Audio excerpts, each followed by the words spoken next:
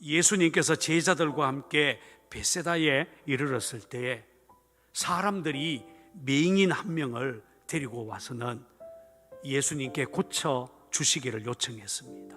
이 맹인의 손을 붙잡고 마을 밖으로 데리고 나갔습니다.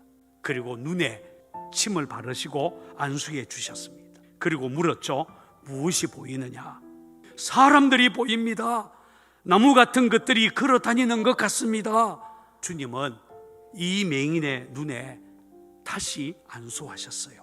그러자 그때서야 비로소 이 맹인이 모든 것을 밝히 보게 되었다. 마가복음 8장에 보면 벳세다 맹인을 고치는 사건 앞에 두 가지 이야기가 먼저 나옵니다. 떡 7개로 4,000명을 배불리 먹이셨습니다. 예수님은 제자들에게 바리새인들의 누룩을 주의하라, 헤롯의 누룩을 주의하라 라고 말씀하셨습니다. 누룩과 같은 바리새인들과 헤롯의 악한 영향력, 거짓 교훈을 주의하라 라고 하는 가르침이었죠. 그런데 이 말씀을 들은 제자들은 전혀 엉뚱하게도 떡이 없다라는 문제로 걱정하기 시작했습니다. 이런 모습을 보면서 예수님은 그들을 책망하셨습니다.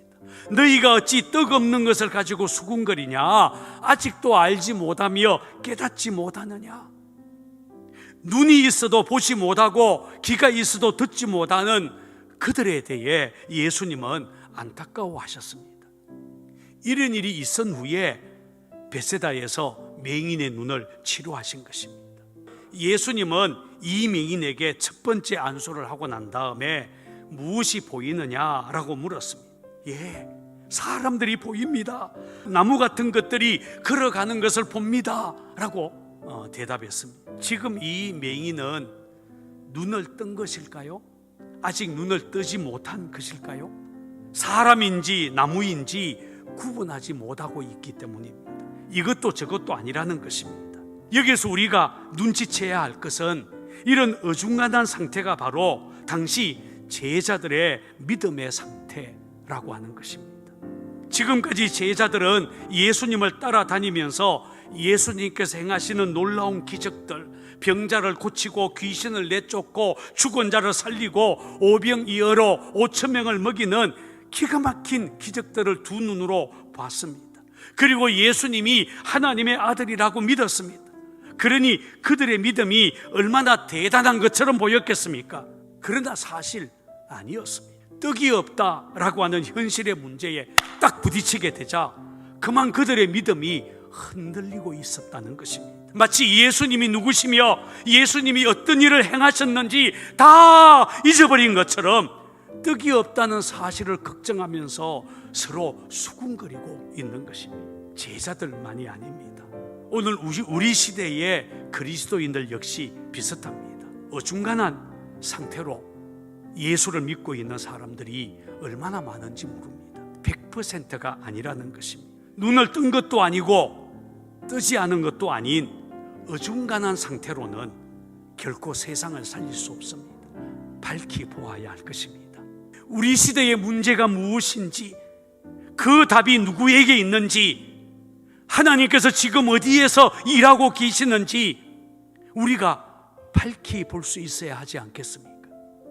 교회 나오니까 목사님께서 하시는 좋은 말씀 듣게 되네요. 교회 나오니까 글쎄 마음이 참 편해요. 이렇게 말하는 것 정도는 아니라는 것입니다. 우리에게 진짜 필요한 것은 예수에 대한 믿음입니다. 구원받는 믿음입니다. 오늘 저와 여러분들에게 그런 믿음이 생겨나기를 바랍니다. 주님을 더 알고 싶은, 하나님의 살아계신 그 능력을 경험하고 싶은 갈망이 일어나야 될 것입니다. 여러분에게는 무엇이 보입니까? 예수님이 구원자로 보입니까? 예수님이 여러분과 함께 한다는 것이 여러분 눈에 보이십니까? 그렇게 되기를 바랍니다. 예수님을 개인적으로, 인격적으로 만나야 그 사람은 하나님의 자녀가 될 수 있습니다. 우리는 반드시 주님과 개인적인 만남을 가져야 됩니다. 마지막 날 누구나 개인적으로 주님 앞에 서야 하기 때문입니다. 살아계신 하나님을 분명히 보고 예수님이 그리스도요 하나님의 아들이심을 똑똑히 볼 수 있어야 되지 않겠습니까?